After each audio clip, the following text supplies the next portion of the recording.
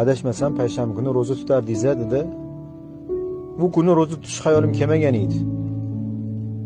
Ha dedim. Birga saharlik qilib turgan vaqtimiz adajon, oyijon ham tutisharmikin dedi. Yo'q, ota-onam yosh ulug', qiynalib qolishadi. Yaxshisi iftorlikka shirin ovqat qilgan.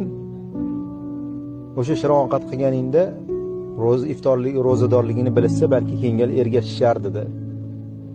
Shu bilan iftorlikka shirin tansiq ovqat tayinladi. Onam nima munosabat bilan bu ovqat kelin deganlarida, o'g'lingiz bugun ro'za tutganlar, iftor qilarkanlar degandan keyin aytmabsizlar deb biz ham turardik deb o'sha kundan keyin ota-onamni ro'za tutadigan qilib qo'ydi. Har dushanba, payshanba deydilar. So'ng uyda biror bir holi bo'lib qolsa, adam oyim o'zligini xonaligiga kirib ketsa kech bo'lganda, holi bo'lib qolsa, televizor qo'ysam 5-10 daqiqa ko'rishimni poylab turardi. Siz yaxshi ko'rgan narsa bo'lmasa, menga Qur'on o'qib bering. Rasululloh sallallohu alayhi vasallam Qur'on o'qing, men eshitishni yaxshi ko'raman degandilar. Mana Nabiy sallallohu alayhi vasallamga o'xshab Qur'on eshitishni yaxshi ko'raman. Sizni tajvidingiz manikidan go'zalroq, siz o'qib bering deb qo'limga Qur'on mushaf tutqizdi.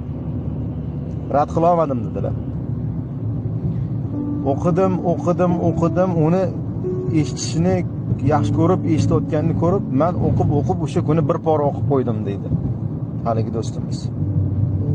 So'ng menga har kuni bir poradan o'qib berasizmi? Men eshitib ruhim yengil bo'ladi.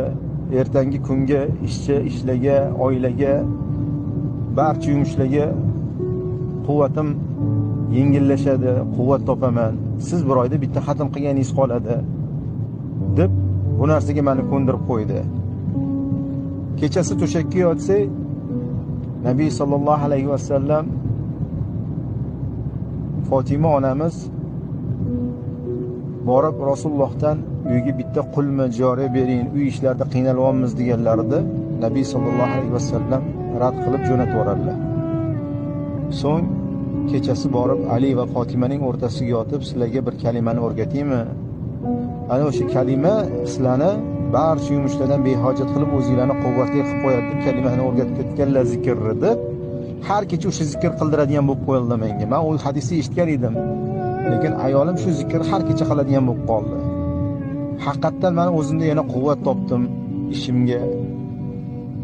Ertalab ketayotganimda nima bo'lsa ham o'sha gap, men sizni yaxshi ko'raman, halol topib keling. O'sha ayollar, solih ayollar aytgan gap, harom kelsa sabr qilamiz, yemaymiz, chidaymiz yo'qchilikka. Halol kelsa og'ziga ham shukr qilamiz degan gap o'qitirdi. O'zim halol topardim, lekin yana ham halolroq, yana ham kuchliroq halolga e'tibor beradigan bo'lib qoldim. Keyin ishga ketish oldidan yoki ishdan kelish asnosida salom berib, menga bir salom berardi va mendan 3 salomni kutardi. Ya'ni assalomu alaykum va rahmatullohi va barakatuh. Ya'ni barakat bilan rahmatni kutardi mendan. O'zi esa faqat salom berardi. Ya'ni ajri ko'p sizniki bo'lsin deb turardi. Shu vaqtgacha alik olganda va rahmatullohi va barakatuh deb alik olmagan edim deydi halik og'aynimiz. So'ng Alloh poklikni yaxshi ko'radi deb har kuni kiyimimni yuvardi. Har kuni yangi kiyim dazmol bosib berardi. Eski kiyimim yengidek turardi deydi. Har payshanba qo'liga qaychini olib, tirnoqlarimni olib qo'yardi. Telefonda rasm bo'lardi. Nabiy sallallohu alayhi vasallam sunnatga ko'ra qaysi tirnoqlarni olishlari haqida, birinchi qaysi barmoqlarni oladilar, ikkinchi qaysi barmoqlarni oladilar. O'shanga muvofiq olinardi. Amal qilamiz, tirnoq olyapti, sunnatga ko'ra bo'lsin, 10 ta ajr bor-ku deb qo'yardi. Men tushundim, Nabiy sallallohu alayhi vasallamni solih ayol dinning yarmidir degan so'zlarini hayotimda isbotini topdim.